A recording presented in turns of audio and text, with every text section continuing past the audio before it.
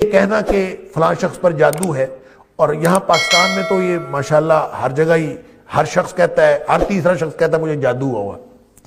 تو جادو ہوا ہے کہ نہیں ہوا، ہم خود اللہ کے فضل سے اللہ تعالیٰ معاف فرمائے، اللہ تعالیٰ معاف فرمائے، نعوذ باللہ من ذالک، ہم سب جادوگروں سے بڑے ہوئے ہیں۔ ہم سارے وہ کام کرتے ہیں جو شیاطین نے ہم سے کروانے ہم کر رہے ہوتے ہیں، پھر ہمارا خیال ہے ہمارے اوپر کوئی ایسا کام نہ ہو، ہمارے اوپر کوئی، ساتھ ہم نمازیں پڑھ رہے ہوتے ہیں، ساتھ شیطانوں والے کام کر رہے ہوتے ہیں، ساتھ ہم اللہ توبہ کر رہے ہوتے ہیں، ساتھ شیطانوں والے کام کر رہے ہوتے ہیں۔ تو پھر یہ جو آدھا تیتر آدھا بٹیر ہے نا، یہ بڑا نرم چارہ ثابت ہوتے ہیں شیاطین کے لیے اور جادوگروں کے لیے۔ اپنا تحفظ مضبوط کیجئے، کوئی لمبی چوڑی بات نہیں ہے۔ قد افلح من تزکا وذکر اسم ربہ فصلی، 3 باتیں ہیں، آپ اس کو انشور کر لیں، کوئی شیطان آپ کے اوپر، کوئی جادو آپ کے اوپر اثر نہیں کر سکتا۔ من تزکا وذکر اسم ربہ فصلی، ایک ہے پاکیزگی، عقیدہ پاک ہو، کپڑے پاک ہوں، ظاہری باطنی پاکیزگی حاصل ہو، آدمی گھر کے کپڑے پاک ہوں، گھر کے بچے بھی پاک ہوں، گھر کے سارے افراد پاک ہوں، گھر کے قالین پاک ہوں، گھر کے صوفے کی چادریں پاک ہوں، پردے بھی پاک ہوں، ہر چیز گھر میں پاک ہو۔ آپ اپنی ذاتی باطنی صفائی سے لے کر اپنے ارد گرد کے سارے ماحول کی صفائی اور طہارت تک اس کو انشور کریں، یہ ایک شرط ہے، نمبر 1۔ دوسری شرط یہ ہے کہ آپ نماز پڑھتے ہوں، گھر میں ایک بھی بے نماز ہوگا تو پورے گھر پہ اس کے نوست پڑے گی، گھر کے سارے لوگ نمازی ہوں۔ اور تیسری چیز ہے اللہ کا ذکر، اللہ کا ذکر پھر جتنا مرضی کرتے جائیں، اس کی کم از کم مقدار یہ ہے جو نمازوں کے بعد نبی کریم صلی اللہ علیہ وسلم نے ضروری اذکار بتائے ہیں وہ کیے جائیں، جو صبح و شام کے اذکار نبی کریم صلی اللہ علیہ وسلم نے فجر اور مغرب کے بتائے وہ اذکار کیے جائیں، جو سوتے وقت کے اذکار ہیں وہ کیے جائیں۔ یہ ضروری اذکار کوئی شخص کرتا ہے اور نماز پڑھتا ہے، پاکیزگی کا خیال رکھتا ہے، جن شیطان وہاں کیسے آ سکتا ہے؟ آپ اگر ہر نماز کے بعد سورہ فاتحہ، آیت الکرسی اور معوذتین پڑھ کے اپنے آپ کو دم کریں تو شیطان قریب بھی نہیں آ سکتا آپ کے، آپ پورا تحفظ اور پروٹیکشن میں، اللہ کی حفاظت میں۔ لہذا جادو کوئی بھی جتنا مرضی طاقتور ہو، اللہ کے قرآن سے زیادہ طاقتور چیز دنیا کائنات میں اور کوئی نہیں۔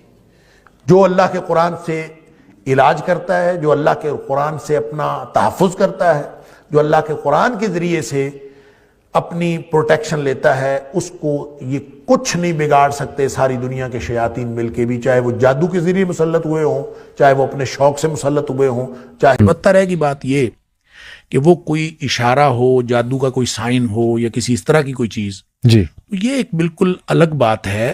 اس کا تعلق اس سائن کی وجہ سے آپ کی پروٹیکشن کے ساتھ نہیں ہے۔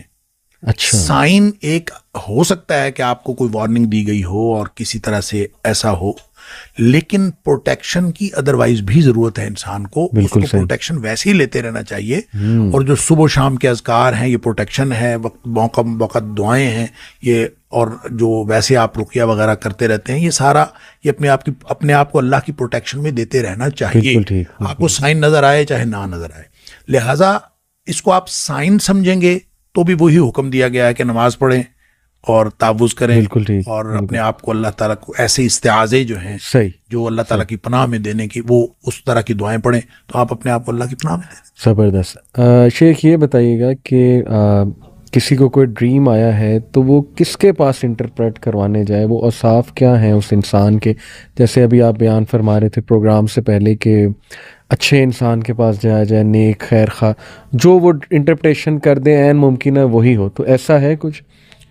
اصل میں نا دیکھیں نبی کریم صلی اللہ علیہ وسلم فرمایا جو خواب ہوتا ہے نا، علی رجل طائر، یہ ایسے ہے جیسے پرندے کے پاؤں پر ہوتا ہے۔ اچھا، پرندے کے پاؤں پر ہوتا ہے، اس کا کیا مطلب ہے؟ اس کی 2 انٹرپریٹیشنز محدثین نے کی ہیں۔ ایک تو ہے جیسے پرندے نے پاؤں میں پتھر پکڑا ہوا ہو، جی، اور جو ہی آپ نے تعبیر کر دی جیسے پتھر گر گیا، اور جب تک وہ پتھر نہیں گرا تو وہ کہیں بھی گر سکتا ہے، اس کی کوئی بھی تعبیر ہو سکتی ہے۔ صحیح، اس لیے بڑی سینسٹیو بات ہے، بالکل ٹھیک۔ اور دوسری اس کی انٹرپریٹیشن یہ ہے کہ جیسے پرندہ اڑ رہا ہے تو وہ کسی بھی جگہ بیٹھ سکتا ہے، صحیح، تو جہاں اس کے پاؤں پڑ گئے پھر وہ پڑ گئے۔ لہٰذا خواب تعبیر سے پہلے، یعنی دیکھنے کے بعد اور تعبیر سے پہلے وہ لٹک رہا ہوتا ہے، اس کی کوئی بھی تعبیر ہو سکتی ہے، اور اس کی تعبیر کروانے کے لیے آپ نے فرمایا کہ کسی نیک آدمی کے پاس عالم، ناصح، لبیب اور حبیب، اس طرح کے الفاظ آئے. اچھا. لبیب کہتے ہیں عقل مند آدمی کو، حبیب کہتے ہیں جس کے ساتھ آپ کی محبت ہو، خیر اور خواہ. ناصح خیر خواہ ہوتا ہے، اور عالم جس کے پاس علم ہوتا ہے. زبردست. یہ وہ اصطلاحات ہیں کہ ایسے شخص کے پاس اس سے جو بات سمجھ آتی ہے، اس کو ہم کنکلوڈ یوں کر سکتے ہیں کہ ایسے شخص کے پاس جا کے تعبیر کروانی چاہیے جس سے آپ کو یہ پتہ ہو کہ یہ آپ کی خیر خواہی کرے گا. جب وہ خیر خواہی کرے گا تو وہ تعبیر اچھی کرے گا. جی. جب وہ اچھی تعبیر کرے گا تو وہ جو پرندے بیٹھنے والی بات ہے وہ پھر کسی اچھی جگہ بیٹھ جائے گا، تعبیر صحیح. اس کے مطابق خواب ہو جائے گا.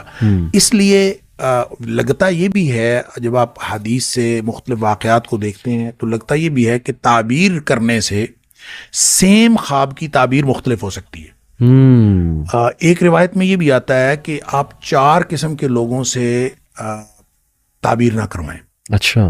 جاہل سے نہ کروائیں، دشمن سے نہ کروائیں، کم عقل بیوقوف آدمی سے نہ کروائیں، صحیح. عورت سے بھی نہ کروائیں. اچھا. یعنی آپ کسی عورت سے تعبیر کروائیں گے، عام طور پہ چونکہ خواتین زیادہ سینسٹیو ہوتی ہیں، ٹھیک. اور جو سینسٹیوٹی میں وہ عام طور پہ اس میں دوسری طرف جانے کا امکان ہوتا ہے. ٹھیک ہے. دشمن دشمنی کرے گا، جاہل جہالت کا اظہار کرے گا. اس لیے اس طرح کے لوگوں کی بجائے عالم، عقل مند اس آدمی سے جس کا پتہ ہو کہ خیر خواہی کرے گا. ٹھیک ہے. اچھا، ایک بڑی جو دلچسپ ایک واقعہ میں جی. رہا تھا، مجھے بہت حیرت ہوئی کہ یہ اندازہ کیجئے آپ حضرت عائشہ صدیقہ رضی اللہ تعالیٰ عنہا والی جو حدیث میں آپ کے پاس پہلے بھی ذکر کر رہا جی جی جی کہ آپ فرماتی ہیں کہ ایک خاتون کو خواب آیا، اور اس کو خواب کئی دفعہ آیا، ایک ہی خواب. ایک دفعہ اس کو خواب آیا، اس کا شوہر گیا ہوا تھا سفر پہ، اور اس نے خواب میں دیکھا کہ اس کے گھر کا ستون گر گیا اور اس کے گھر بچہ پیدا ہوا، وہ حاملہ تھی. صحیح. اس کے گھر بچہ پیدا ہوا ہے اور وہ کانا ہے آنکھ سے. ٹھیک ہے. وہ آئی آ کے اس نے نبی کریم صلی اللہ علیہ وسلم سے خواب بیان کیا. آپ نے فرمایا کہ تیرا شوہر خیر و عافیت کے ساتھ واپس آ جائے گا، صحیح. اور تیرے گھر ایک نیک بچہ پیدا ہوگا. صحیح. بڑی خوش ہوئی، چلی گئی. ویسے ہوا، جی. شوہر بھی خیریت سے واپس آ گیا، اللہ تعالیٰ نے بیٹا بھی عطا فرمایا. صحیح. پھر کہتے ہیں کہ اس نے کچھ عرصہ بعد پھر یہی خواب دیکھا، اور پھر وہی سچویشن تھی، وہ حاملہ بھی تھی اور اس کا شوہر گیا ہوا تھا. نبی کریم صلی اللہ علیہ وسلم نے پھر اس کی وہی تعبیر فرمائی. صحیح.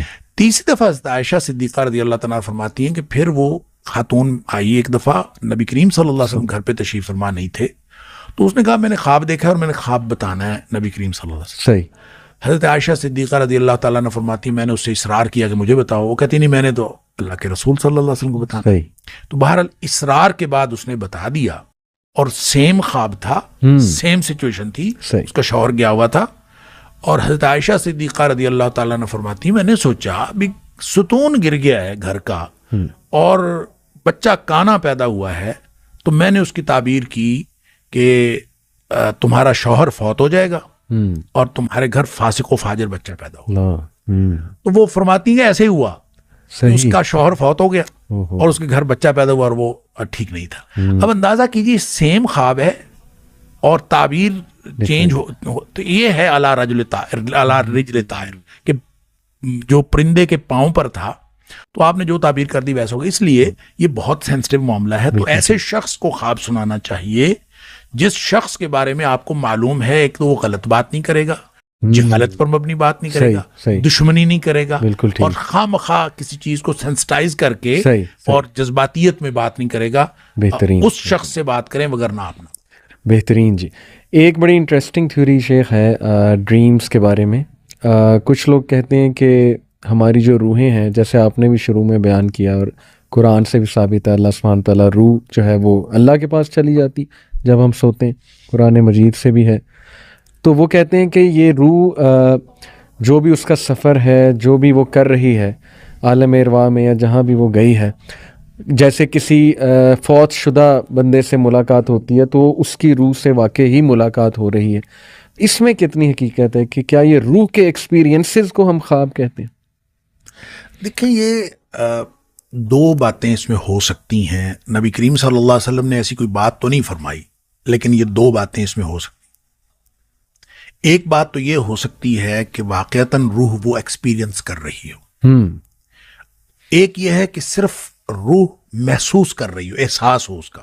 یعنی آپ دیکھیں نا خواب میں جی اگر آپ کو سانپ ڈس رہا ہے جی تو ایک تو اس کی انٹرپریشن یہ ہو سکتی ہے کہ آپ واقعتاً کہیں کسی ایسی جگہ ہو جہاں سانپ موجود ہو اور سانپ ڈس رہا ہو، جی، جبکہ آپ جسمانی طور پر تو یہاں پڑے ہوئے ہیں، تو آپ یہاں پڑے ہوئے آپ ہل بھی رہے ہیں اور بعض اوقات آپ ایک خاص قسم کی کیفیت میں بھی مبتلا ہو رہے ہیں جی، جسمانی طور پر بھی، صحیح، اور یہ محسوس کر رہے ہیں، تو وہ کیا صرف اور صرف خواب میں آپ نے دیکھا ہے یا ایکسپیرینس کیا؟ یہ دونوں باتیں ہو سکتی ہیں، لیکن لگتا یوں ہے کہ یہ خواب میں روح کا سفر ہے کہ صحیح، وہ باقاعدہ ایکسپیرینس کرتی ہے، وہ جاتی ہے.